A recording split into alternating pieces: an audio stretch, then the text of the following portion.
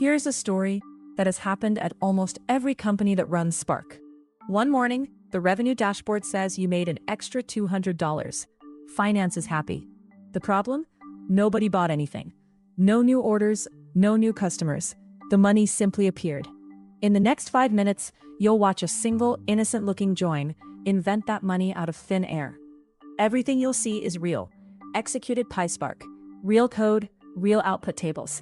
And by the end, you'll have 3 tools that make this bug impossible in your own pipelines.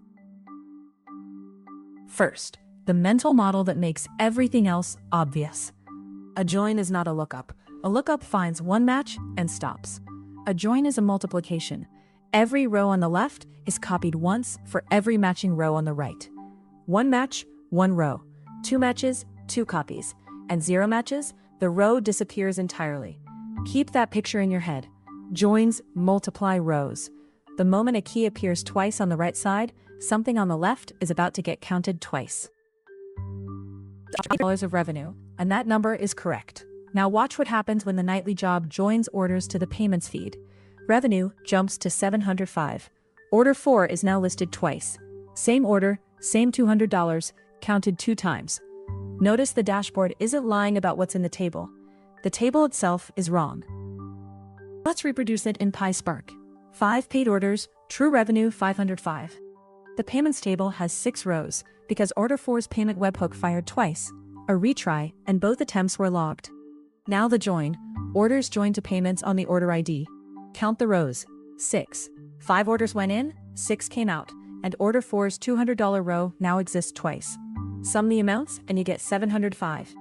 The join didn't invent any numbers. It duplicated a row, and every aggregate downstream believed it.